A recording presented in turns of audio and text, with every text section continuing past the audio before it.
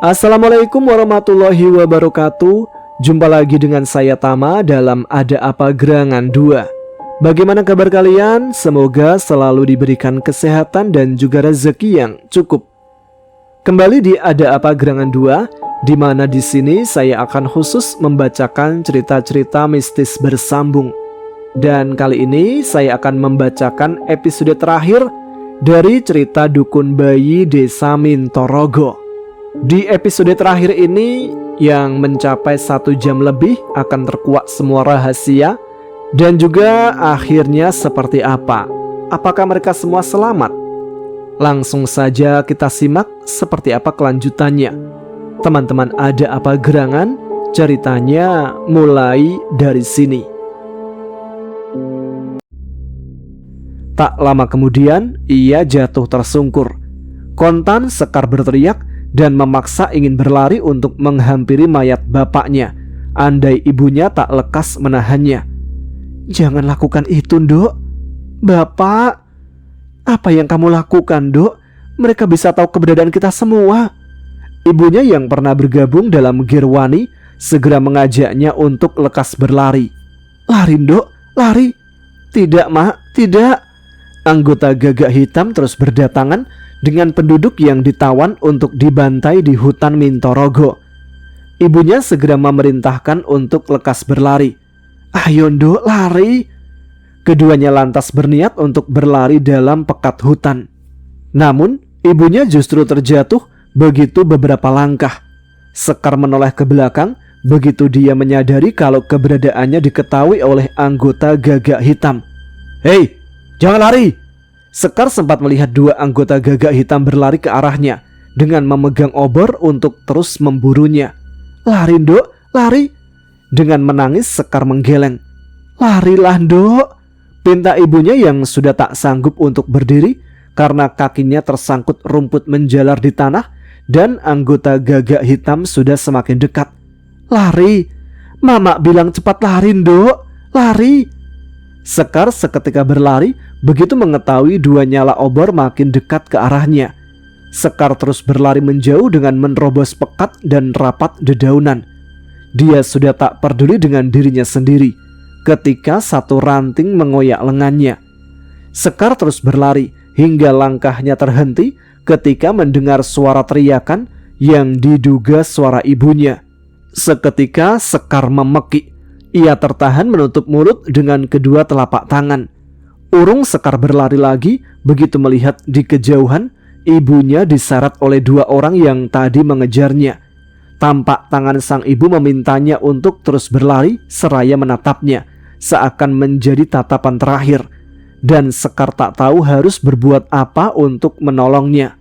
Sekar hanya bisa bersembunyi dan terus menutup mulutnya dengan tangan saat sudah tak terlihat lagi sang ibu karena begitu banyak penduduk lain yang dikumpulkan dan dibantai oleh anggota Gagak Hitam.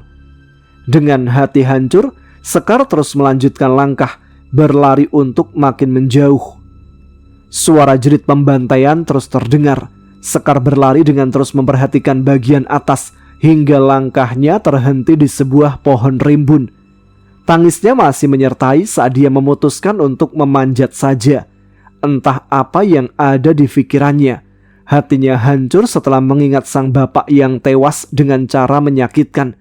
Dan dia akan mencari tahu bagaimana dengan nasib ibunya dari atas pohon ini. Sekar berharap dia bisa menyaksikan kalau ibunya masih hidup di antara banyaknya penduduk yang satu persatu akan segera dihabisi. Sekar memanjat dengan menggapai ranting-ranting yang membantunya untuk sampai ke atas. Di salah satu dahan yang tertutup rimbun dedaunan, Sekar terus menangis saat dia menatap ibunya. Jelas dia melihat sang ibu yang tadi diseret, kini berdiri dengan kedua tangan terikat bersama dengan puluhan orang yang berdiri bersimbah darah. Sekar yang ada di atas dahan terus mengusap sudut mata saat dia melihat sang ibu yang menoleh ke arahnya. Panggilan hati Sekar seakan terdengar. Makin tergugus Sekar begitu melihat ibunya yang melambai dengan sudah bersimbah darah. Kemudian sebilah golok menembus perutnya. Mata Sekar bagai tak bisa dipejamkan saat melihat tubuh ibunya roboh dengan golok bersarang di perut. Jelas-jelas dari tempatnya bersembunyi, mata sang ibu terus memandang ke arahnya sebelum akhirnya Sekar menyembunyikan wajah dengan lengan saat dua anggota gagak hitam menyeret mayat ibunya. Jerit kematian terus terdengar. Begitu banyak penduduk yang berhasil ditemukan dalam persembunyian dan dibantai begitu sadis di hutan itu. Dalam terang obor, dedaunan yang tadi berwarna keabu-abuan kini sudah berubah merah. Tempat itu sudah menjadi lautan darah dari penduduk yang terus dibantai oleh anggota gagak hitam yang akan terus menumpas pengikut PKI sampai ke akar-akarnya. Beberapa waktu kemudian, hutan Mintorogo kembali senyap saat satu mayat terakhir digotong oleh dua orang anggota gagak hitam. Keadaan kembali gelap saat Sekar mencoba turun dari persembunyiannya. Kesedihannya makin menjadi ketika melewati tempat di mana ibunya tadi roboh. Sekar menutup mata dengan tubuh terguncang oleh tangis. Bau amis darah begitu menyeruak saat Sekar mencoba tegar dengan kenyataan yang dia alami. Melangkahlah dia meninggalkan tempat yang tak akan dia lupa seumur hidupnya. Melangkah mengikuti bercak darah yang membasahi dedaunan. Pagi datang dan langit mulai berwarna biru dengan semburat jingga di kaki langit bagian timur. Dinginnya air begitu terasa ketika Sekar terus menyusuri sungai yang masih menyisakan warna darah dari mayat-mayat yang mengapung di antara bebatuan hitam. Tak ada lagi tangis di matanya. Air mata Sekar bak kering karena terus meratapi nasib yang telah menimpa orang tuanya, juga para penduduk Mintorogo. Sesekali dia balikkan mayat yang tengkurap untuk mencari orang yang pernah berjanji untuk terus bersama dalam meniti kehidupan selanjutnya. Sudah sejauh ini dia menyusuri sungai dan tak menemukan mayat Wage. Bahkan dia tak juga menemukan mayat kedua orang tuanya. "Di mana kamu, Kang Mas?" Satu harapan bias oleh mayat Wage yang sedari tadi dia cari dan tak kunjung ditemukan. Ada setitik harap sebenarnya saat di atas pohon tadi, sebab dia tak mendapati kekasihnya di antara penduduk yang dibantai. Harapan di hati itu muncul dan Sekar beranggapan kalau Wage berhasil selamat dari operasi gagak hitam. Sementara itu, satu harapan paling besar telah kandas saat Sekar jelas-jelas mengetahui kalau kedua orang tuanya telah tewas dalam tragedi berdarah tadi malam. Sekar memutuskan untuk meninggalkan sungai yang masih panjang, tetapi tak sepanjang harapannya untuk bertemu Wage. Sesekali dia mengelus perutnya. Sekar melangkah pergi, melangkah menjemput harapan gelap saat dia yakin di antara banyaknya mayat, mungkin mayat Wage dan kedua orang tuanya sudah hanyut ke hilir sungai. Sekar hanya bisa berdiri meratapi semua kenangan yang tersisa. Asap masih terlihat mengepul dari rumahnya yang sudah rata menjadi abu. "Berdebah kalian semua, berdebah!" Sekar jatuh luruh berlutut dengan terus menangis. Semua harapan indah telah sirna dalam semalam saja. Sekar terus menangis dengan bersujud. Tak ada yang bisa dia perbuat di sini, dan dia memutuskan untuk ke rumah Kimangun. Dia bangkit, terlihat ia melangkah perlahan. Hal sama juga terjadi. Rumah orang tua Wage juga telah menjadi abu ketika Sekar sampai di rumah Kimangun yang tak lain adalah bapaknya Wage. "Kang Mas, apakah kamu masih hidup?" Sekar terus mengusap sudut mata yang kembali terasa hangat oleh air mata yang kembali berlinang. Sekar sontak menoleh begitu mendengar beberapa orang yang selamat dari pembantaian berdarah itu memanggilnya. "Dok, untuk apa berdiri di situ? Semua sudah terjadi. Orang-orang yang berhasil selamat sedang berkumpul dan masih bersembunyi di salah satu tempat. Takutnya mereka kembali datang dan tak menyisakan satupun orang Mintorogo." Sekar bergegas mendekat. "Di mana mereka, Pak? Ayo ikut denganku." Sekar melangkah mengikuti beberapa orang yang akan membawanya ke sebuah tempat yang dikatakan tadi. Ada secercah harapan. Andai Wage masih hidup, pasti dia akan bertemu dengannya. Hanya ada satu rumah yang selamat, begitu Sekar dan beberapa orang yang datang bersamanya disambut tatap duka.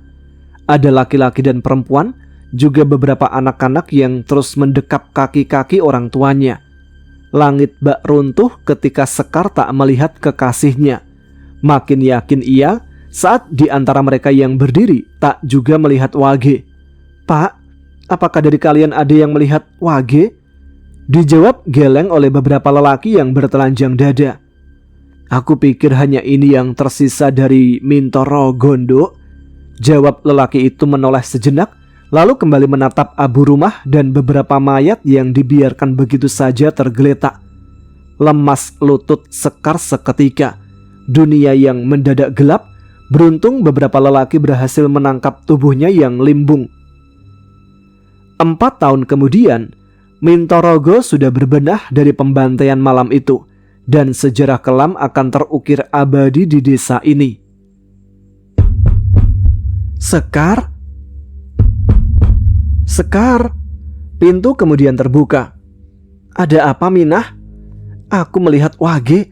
Dia masih hidup, Sekar." "Sungguh? Benarkah katamu, Minah?" Minah mengangguk seraya menarik tangan Sekar untuk lekas menemui Wage. "Di mana dia, Minah?" tanya Sekar dalam langkah tergesa-gesa saat tangannya terus ditarik Minah. "Cepat, Sekar, sepertinya dia akan pergi meninggalkan Mintorogo," jawab Minah. Seketika berubah mimik wajah Sekar. Dengan terus mengangkat jarit yang dikenakan, Sekar melangkah mengikuti Minah, perempuan pindahan desa sebelah yang tinggal tak jauh dari rumahnya. Dianggap seumur dan sama-sama korban dari operasi gagak hitam membuat keduanya begitu dekat. Sampailah mereka di perbatasan desa dengan gapura sebagai tandanya.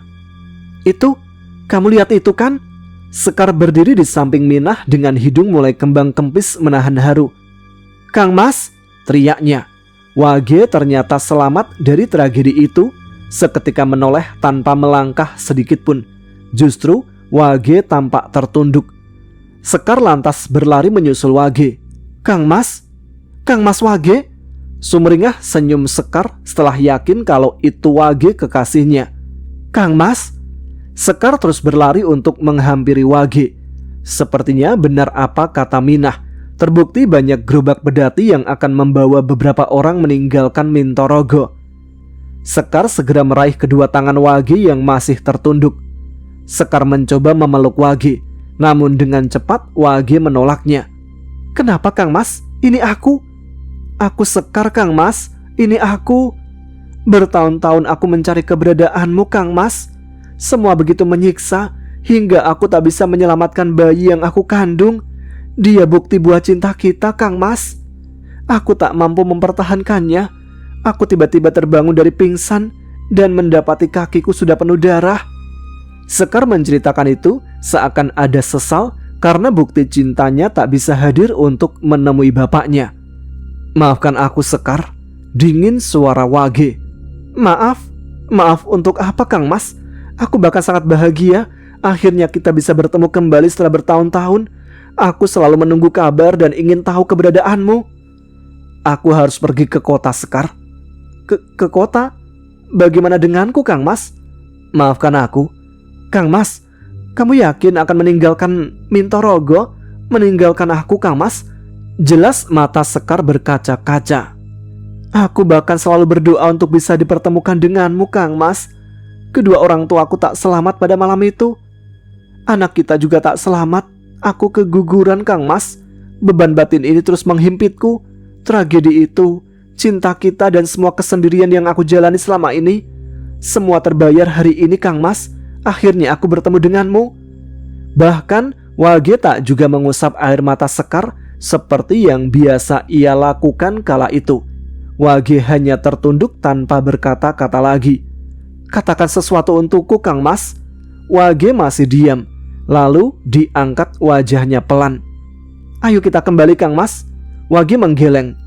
"Aku tak bisa, Sekar." Kenapa? Kenapa, Kang Mas? Kau tak lagi mencintaiku?" kejarnya kemudian. Tak ada jawaban untuk pertanyaan itu. Wage memilih bungkam. "Kau sudah tak lagi mencintaiku, Kang Mas?" Ada yang mengalir di sudut mata Sekar di akhir pertanyaannya. Aku... Wage tak melanjutkan ucapannya. Sekar menggeleng dengan mata berderai. Di saat-saat seperti itu, beberapa orang datang, termasuk beberapa perempuan yang sudah mengenakan kebaya lengkap dengan jarit rapi. Satu perempuan dengan rambut disanggul datang seraya menggandeng tangan Wage. "Ayo Kang Mas." Betapa terenyak hati Sekar saat melihat di mana perempuan itu menggandeng tangan Wage dengan begitu mesra. "Kang Mas," rintih Sekar. "Hei, Wage, ayo!" teriak satu lelaki yang berada paling belakang dari deret gerobak yang akan membawa beberapa penduduk.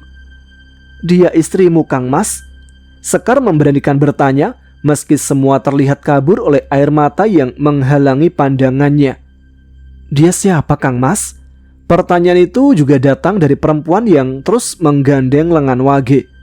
"Maafkan aku, Sekar, aku harus pergi." Wage lantas berbalik dengan meninggalkan Sekar yang berdiri tergugu oleh sedu isak. Sekar masih berdiri ketika Wage terlihat membantu perempuan yang tadi ada di sampingnya untuk naik ke atas gerobak. Hingga tak lama kemudian, Wage sendiri memilih duduk di sampingnya. Tak ada yang bisa Sekar lakukan saat roda gerobak mulai bergerak. Wajah Sekar sudah basah oleh air mata kesedihan yang teramat sangat.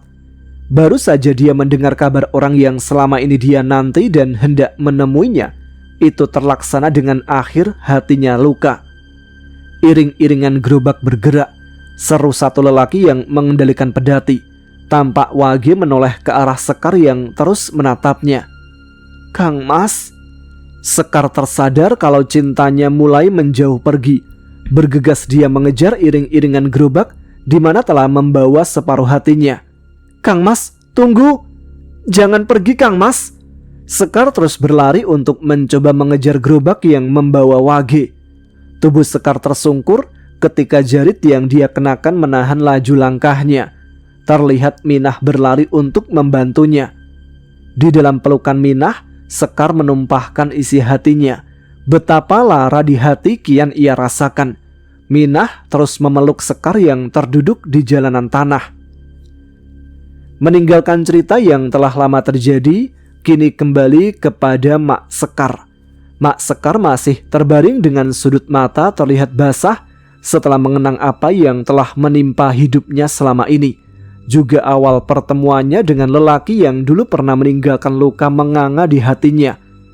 Pertemuan itu bak terencana ketika Mak Sekar mengetahui kalau ternyata Gondo adalah anak dari Wage Angonrejo, kekasihnya dulu.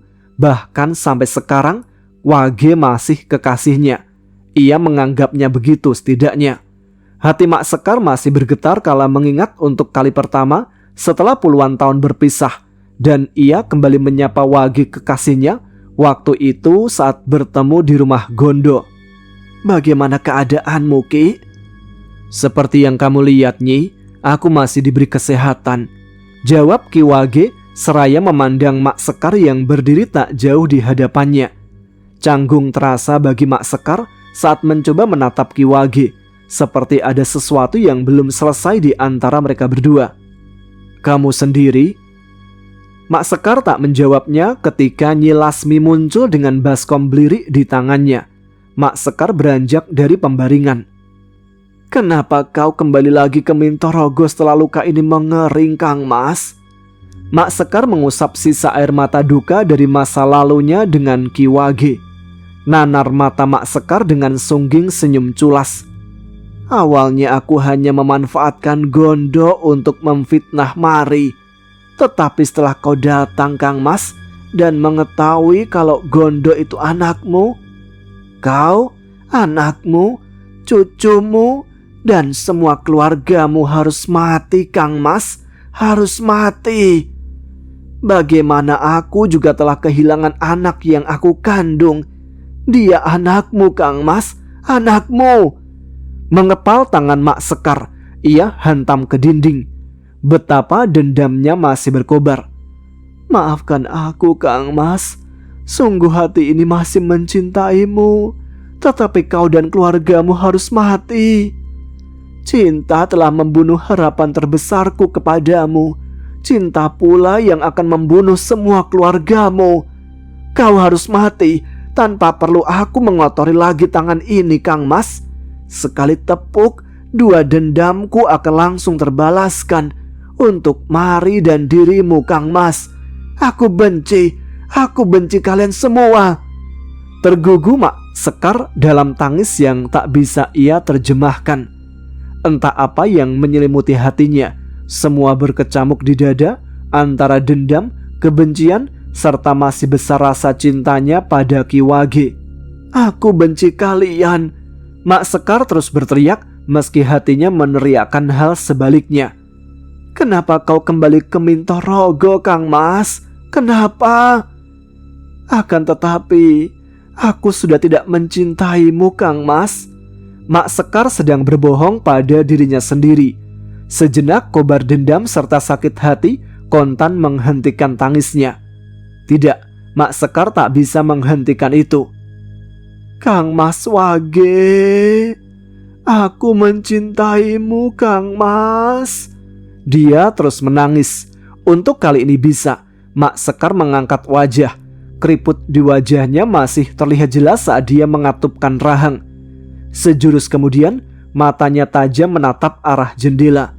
Bayang-bayang percintaannya dengan Ki Wage sewaktu muda nyaris kembali tergambar. Tetapi cepat Mak Sekar menepisnya. Kau harus mati, Kang Mas. Aku sudah minta tolong Ki Luhur untuk memainkan sandiwara ini. Kembali ke rumah Gondo. Kita siksa mereka, biar tahu bagaimana rasa luka saat hati ini dibenamkan pada kesedihan karena bayiku telah menjadi korban persekutuan mereka dengan Mbah Mari. Teriak satu penduduk. Ya ayo, aku setuju. Timpal satu lelaki yang sudah memegang golok. Apa kita habisi saja mereka? Kita bakar saja rumah ini biar mereka sekalian menjadi abu. Ampuni aku, ucap Gondo yang sudah tersadar dengan darah terus mengalir dari pelipisnya yang koyak. Apa katamu? Justru satu tendangan kembali mendarat di perut Gondo. Sekarang kau minta maaf pada kami setelah apa yang kalian lakukan selama ini? Bukan aku yang melakukannya. Lemah suara Gondo. Mungkir. Ludah itu meleleh di wajah Gondo. Ayo, kita habisi segera mereka semua. Kerumunan orang yang ada di dalam kamar seketika bergerak untuk kembali menyerang. Bahkan beberapa di antaranya sudah memegang senjata tajam yang mereka dapat dari dapur. Tunggu, kita bakar saja rumah ini, biar mereka merasakan panasnya api neraka. Di akhir ucap, lelaki itu melempar obor di atas tempat tidur, ada di samping Gondo. Seketika, api mulai membesar, begitu minyak tumpah dan menyambar jarit. Bakar! Bakar! Teriakan itu menyulut orang-orang untuk lekas meninggalkan kamar. Sesaat mereka kemudian melempari atap rumah Gondo dengan obor. Bahkan obor juga dilempar ke dalam rumah. Segera bunyi atap terbakar memecah malam yang tinggal separuh perjalanan untuk menjemput sinar pagi. Api terlihat merembet membakar dinding geribik. Kerumunan penduduk serentak bergerak mundur saat api yang berkobar di atap mulai membesar. Mampus kalian semua. Kerumunan kembali bergerak mundur. Api kali ini berkobar begitu besar membumbung. Sudah bisa dipastikan keluarga Gondo sebentar lagi tewas terpanggang. Ayo, kita tinggalkan tempat ini. Kita harus mencari dukun beranak itu. Ayo. Disambut teriak puluhan orang yang mulai bergerak untuk mencari keberadaan Mbah Mari. Malam naas yang kembali terjadi setelah puluhan tahun. Mintorogo menjadi desa yang damai. Dan kini api kembali berkobar dalam hembus badai fitnah yang melanda keluarga Gondo. Tidak ada yang tersisa. Juga tidak ada teriakan minta tolong dari dalam rumah yang hampir separuh atap dan dindingnya sudah dilahap api. Orang-orang sudah pergi untuk mencari Mbah Mari, baik setelah ini dan seterusnya, sampai dukun beranak yang juga difitnah itu ditemukan. Pagi harinya, dengan diantar oleh Ki Luhur dan anaknya, Mak Sekar sudah berdiri di depan rumah Gondo yang sudah menjadi abu. Tidak ada yang tersisa kecuali asap tipis yang masih mengepul dari bara yang masih menyala. Dengan mengenakan selendang serta kebaya dalam balut kemban, Mak Sekar terlihat berbeda. Terlebih sebuah sanggul menghiasi kepalanya. Jarit yang ia kenakan terlihat rapi, seakan dia ingin menyambut seseorang yang sangat istimewa di hatinya. Terlihat cantik kali ini Mak Sekar dengan tampilan khas Jawa. Ini, Mak Sekar memberikan rompiok kepada Ki Luhur tanpa menoleh sedikit pun. Aku mau sendiri di sini. Tugas kalian sudah selesai. Kalian bisa pergi, imbuhnya. Baik, Nyi. Ki Luhur dan juga Dayat lantas meninggalkan Mak Sekar yang masih berdiri menatap tumpukan abu. Matahari pagi masih bersembunyi di balik gumpalan mega hitam. Sepoi terasa angin pagi berhembus turun. Lama Mak Sekar berdiri memandang tumpukan abu seakan ada yang tersisa dan bisa ia lihat di dalamnya. Tak ada yang bisa Mak Sekar lakukan kecuali membiarkan air matanya terus turun. Kang Mas, maafkan aku, ucapnya lirih dengan terus menatap asap yang mengepul. Terbayang di matanya kala ia menyerahkan jiwa dan raganya atas nama cinta pada Ki Wage kala itu di atas lereng, tempat yang sering mereka datangi. Di sana ia pernah menyatukan rasa, menyatukan cinta yang tak pernah direstui oleh orang tuanya. Aku kembali menemuimu, Kang Mas. Semakin deras air mata Mak Sekar. Aku telah mempersiapkan semua untuk menyambut kedatanganmu di Mintorogo. Yang dikenakan Mak Sekar adalah buktinya. Pakaian yang belum pernah ia kenakan dan biasanya hanya mengenakan jebeng lusuh yang menjadi saksi kemana ia pergi sebagai seorang dukun beranak. Semalam tak nyenyak tidurku, Kang Mas. Tampak tangan Mak Sekar mengeluarkan sesuatu dari balik selendang yang ia kenakan.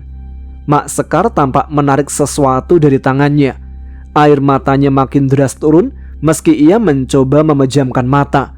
Suara seruling yang pernah ia dengar di antara nafas Ki Wage yang memburu seraya menindihnya kala itu kembali sayup terdengar.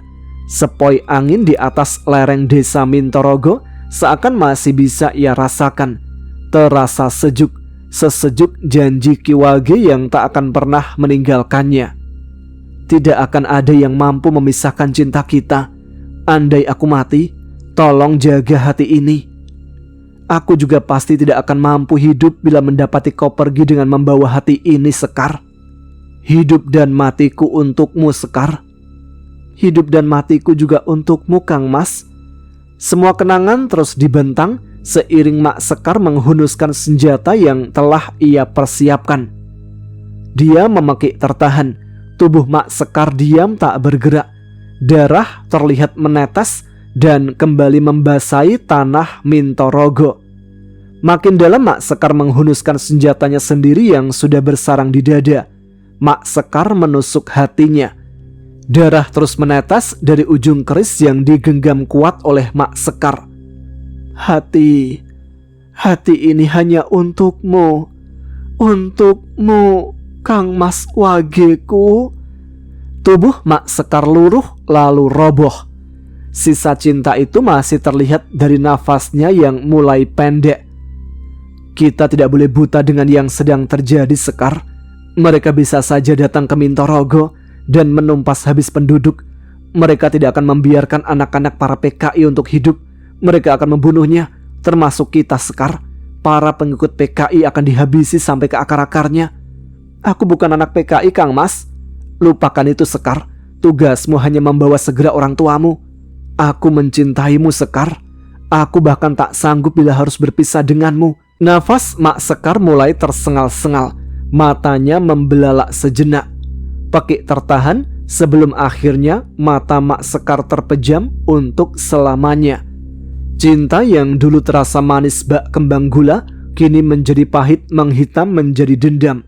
Dan atas nama cinta pula Sekar memilih mengakhiri hidup, mengakhiri pekerjaannya sebagai dukun beranak untuk bertemu dengan Wage di tempat indah yang pernah dijanjikan kepadanya diiringi tembang lara. Sementara itu di rumah Juragan Darso, begitu yang aku dengar. Juragan Darso lalu meletakkan sepiring makanan di atas meja di samping Waluyo yang terus menunggui sahabatnya. Sayang sekali, Aku hanya bisa menyelamatkanmu, Ndo. Juragan Darso mengusap wajahnya sebagai tanda sesal. Aku menyesal telah datang terlambat malam itu. Waluyo datang dan menceritakan kalau dia melihat rombongan para penduduk bergerak menuju rumahmu. Pengakuan Juragan Darso saat malam itu, Waluyo mengabarkan kepadanya. Sebenarnya, aku ada di belakang rumahmu untuk mencari kesempatan menyelamatkan kalian. Jumlah amarah menahan aku dan Waluyo untuk bisa menyelamatkan semua keluarga Mundo. Juragan Darso mengusap wajahnya lagi, lalu bersedekap dengan bersandar di dinding. Sementara itu, Waluyo hanya bisa tertunduk prihatin dengan keadaan Gondo yang dipenuhi luka bakar. Maafkan aku, Ndo. Waluyo menggenggam jari Gondo. Gondo hanya bisa diam bersandar di atas tempat tidur. Ingin sekali dia mengucapkan ribuan terima kasih kepada Juragan Darso dan Waluyo yang telah menyelamatkannya. Tetapi semua belum bisa ia ucapkan saat wajahnya masih bengkak dengan penuh luka yang separuhnya dari kobaran api malam itu. Terlebih jiwanya yang kini membisu oleh kesedihan. Istrimu, Nyi Lasmi dan juga sahabatku Ki Wage. Juragan Darso mendesah seraya menahan tangis dengan memejamkan mata mendongak. Aku pastikan mereka sudah tak merasakan panasnya api. Aku dan Waluyo lebih memilih menyelamatkanmu yang masih hidup dibanding mereka. Istri dan orang tuamu sudah mati sebelum rumahmu dibakar, Ndo. Juragan Darso tak bisa lagi menyembunyikan kesedihannya. Gondo masih diam mendengar itu. Dia biarkan air matanya jatuh menetes tanpa menyekannya. Semua sudah terjadi, Ndo. Bahkan baru saja aku mendengar kabar kalau Mak Sekar ditemukan telah tewas di depan abu rumahmu. Gondo menoleh Juragan Darso. Iya, Ndo. Sebilah keris menancap di dadanya. Maknaku? Tanya Gondo terdengar samar dalam getar tangis kesedihan. Itu yang belum aku dengar. Entah kemana hilangnya anakmu, jawab Juragan Darso. Memangnya kamu tidak ingat, Ndo? Aku dan Juragan Darso tidak menemukan mayat bayimu, timpal Waluyo. Gondo bergerak untuk mencoba bangkit. Mau kemana kamu? Lukamu belum sembuh, Ndo. Aku mau ke Sendang. Ke Sendang? Waluyo ikut beranjak. Ada apa memangnya di Sendang, ah? Waluyo mengernyit. Antaraku ke sana, pinta Gondo. Waluyo lantas menatap Juragan Darso yang terlihat mengangguk. Sesampainya di Sendang, tidak ada apa-apa di sini. Ini hanya Sendang yang sudah tak digunakan lagi, kata Waluyo. Bayiku bersama Mbah Mari malam itu. Katanya dia akan memandikan di Sendang ini, ujar Gondo dengan terus meringis menahan sakit akibat luka bakar di tubuhnya. Juragan Darso hanya berdiri membisu menatap Waluyo begitu dia mendengar pengakuan Gondo. Akan tetapi, Ndo, warga juga masih mencari keberadaan Mbah Mari dan mereka terus bergerak hingga ke desa sebelah, ucap Waluyo. Rumahnya Mbah Mari juga dibakar oleh warga yang marah karena Mbah Mari diduga bersekutu dengan iblis dalam menjalankan pekerjaannya sebagai dukun beranak, tambah Juragan Darso. Lalu kemana bayiku? Gondo makin terguncang setelah semua keluarganya tak ada yang selamat dan kini mendapati kabar bahwa bayinya hilang dengan tak ditemukannya Mbah Mari. Aku yakin, Do, bayimu bersama Mbah Mari atau malah sudah dijadikan tumbal oleh dukun beranak itu. Waluyo harus mengatakan itu meski terdengar sakit di telinga Gondo. Keadaan hening sesaat ketika keduanya membiarkan Gondo terus terisak mendapati kenyataan sesungguhnya. Sendang yang tak lagi terurus, tak jauh dari tepi persawahan dengan dikelilingi belukar. Hanya ada jalan berundak ke atas yang terlihat masih belum tertutup rumput liar. Lihat, Waluyo menunjuk ke arah sisi Sendang yang memang berair jernih. Lihat itu, Juragan, ada secarik jarit tergeletak di tanah tak jauh dari belukar. Ketiganya lantas menuju ke sana dengan memutari Sendang. Waluyo yang mengambil secarik jarit lalu memberikannya pada Gondo. Pecahlah seketika tangis Gondo. Dia hafal betul kalau secarik jarit yang ada di tangannya adalah kain popok milik bayinya yang terakhir dibawa oleh Mbah Mari untuk dimandikan sebagai syarat melindunginya dari makhluk gaib kiriman Mak Sekar. Gondo melempar popok sebagai tanda kemarahannya kepada Mbah Mari yang ia duga telah membohonginya. Artinya, kita harus menemukan Mbah Mari. Dengan begitu kita akan tahu di mana bayimu, kata Juragan Darso. Iya Ndo, aku rasa bayimu masih ada bersama dukun beranak itu, imbuh Waluyo kepada Gondo. Ki Wage adalah sahabatku, meski dulu kami tinggal berbeda desa, dan kamu adalah anaknya Ndo. Jelas aku akan bertanggung jawab untuk menemukan bayimu. Juragan Darso menggenggam kuat tangan Gondo. Hayo. Gondo dibantu oleh Juragan Darso dan Waluyo mulai melangkah untuk kembali menyusuri jalan berundak dengan harapan lekas menemukan Mbah Mari yang terus diburu oleh warga. Gondo berharap masih bisa dipertemukan dengan bayinya, buah cintanya dengan Nunung, buah dari keteguhannya dengan bertekad hidup mandiri di Mintorogo dan menolak hidup di kota, meski desa ini juga adalah tanah kelahiran kedua orang tuanya.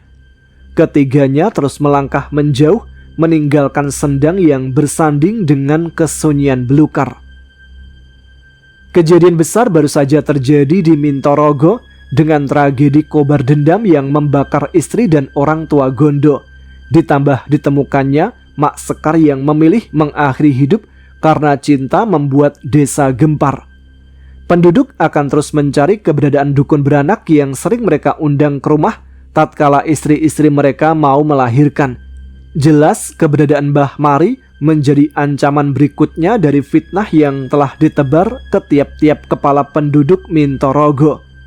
Mbah Mari akan terus diburu karena dendam Mak Sekar yang sakit hati karena merasa menjadi dukun beranak kelas 2 di Mintorogo. Penduduk akan terus mencari keberadaan Mbah Mari.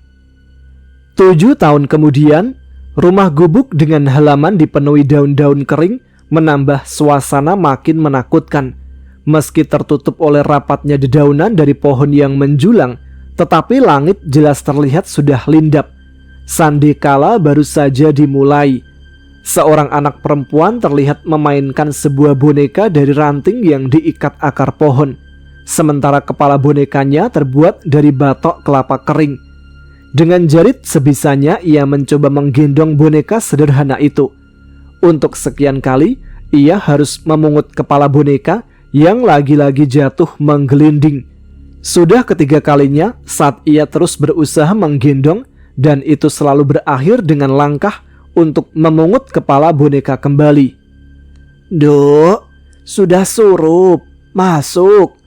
Terdengar suara dari dalam gubuk bebarengan dengan satu cahaya lampu minyak yang mulai dinyalakan. Sebentar lagi Mbah. Bocah perempuan itu melangkah menuju batok kelapa utuh yang menggelinding tadi. Terlihat pula sebentuk wajah menyeramkan yang ia buat di permukaan batok menggunakan arang. Nyaris ia meraih kepala boneka, tetapi itu urung ia lakukan saat tepat di hadapannya ada sepasang kaki. Kontan ia mendongak. Kamu siapa? Tanyanya polos. Satu perempuan dengan wajah pucat hanya tersenyum tak menjawab. Justru sang bocah kembali melihat batok kelapa yang tadi mau diambilnya, lalu kembali mendongak. Sejenak tak ada suara yang terlontar dari mulutnya yang bungkam, dengan mata terus memandangi wajah pucat itu. Bocah itu melihat ada darah yang jatuh menetes di antara sela kaki perempuan yang dibalut jari di depannya. Darah? Bocah itu menunjuk genang darah yang ada di bawah kaki perempuan itu. Apakah ini darah? Terdengar bodoh, dan pertanyaan itu terlontar dari mulutnya dengan mata yang sesekali mengerjap. Kembali bocah perempuan itu mendongak. Perempuan berwajah pucat itu kini ia lihat sedang menatap lurus ke arah pintu gubuk yang terbuka tanpa menjawab sepatah kata pun. Perempuan itu kemudian berjongkok seraya meraih kepala boneka. Tak ada rasa takut yang membekap tatkala ia melihat darah terus mengalir dari balik jarit yang dikenakan perempuan di hadapannya. "Kamu siapa?" Wajah pucat itu menatap lurus ke arah pintu rumah yang terbuka tanpa menjawab sepatah kata pun. "Siapa namamu, Cak Ayu?" Terdengar dingin dan itu terlontar dari perempuan yang terus berdiri tak bergeming. Dengan perlahan sang bocah bangkit. "Namaku Kemuning." "Nduk, masuk." Suara perempuan tua kembali terdengar dari dalam gubuk. "Simbah menyuruhku masuk, kamu mau ikut masuk enggak?" Tanyanya kepada perempuan itu. Perhatian sang bocah kali ini justru teralih saat ada dua perempuan tua dan satu kakek-kakek dengan wajah penuh darah berdiri tak jauh di belakang perempuan berwajah pias itu. "Mereka temanmu?" "Duk, sini masuk. Tidak baik surup-surup ada di luar rumah. Ayo masuk, sini." Terlihat satu perempuan tua yang berdiri di depan pintu gubuk. Bocah itu menggeleng. Justru perempuan tua yang mengenakan kebaya dengan bawahan jarit melangkah mendekat. "Besok lagi mainnya ya. Ayo masuk." Dengan penuh kasih, perempuan tua itu terus membujuk sang bocah untuk segera masuk. "Mbah, apalagi? Mereka boleh tidak masuk dan tinggal bersama kita?" "Mereka? Mereka siapa?" "Itu, kasihan mereka, wajah mereka penuh darah dan hanya berdiri saja." Perempuan tua itu lantas menggendong sang bocah untuk membawanya masuk. Pintu seketika dia banting dengan keras. "Bersihkan kakimu dan segera naik ke tempat tidur," perintahnya dengan mengambil ranting yang sedari tadi ada di gendongan sang bocah lalu membuangnya. Perempuan tua berambut putih hanya mengantar dengan tatap saat bocah itu hilang di balik tirai pintu kamar. Perempuan tua perlahan kembali ke pintu depan karena penasaran. Tangannya tampak bergetar saat terlihat dia mencoba untuk membukanya. Namun tidak ada siapa-siapa, tidak ada sosok yang dikatakan bocah tadi. Hanya batang-batang pepohonan mulai menghitam oleh keadaan yang semakin gelap. Buru-buru ia kembali menutupnya. Segera masuk ke kamar, tetapi langkahnya terhenti begitu mendengar suara perempuan menyanyikan tembang tak asing baginya dari belakang pintu yang ia tutup tadi. "Tak lelo, lelo, lelo, ledung."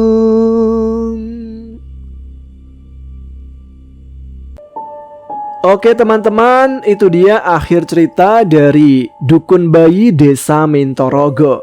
Di akhir cerita sepertinya kalian diwajibkan untuk menebak-nebak sendiri ya. Terima kasih untuk semuanya yang sudah menyimak dari awal sampai akhir cerita. Tuliskan komen, ramaikan video ini, dan tunjukkan eksistensi kalian. Sekarang saya Tama harus pamit. Kita jumpa lagi di cerita bersambung berikutnya. Tetap semangat, jaga kesehatan. Wassalamualaikum warahmatullahi wabarakatuh.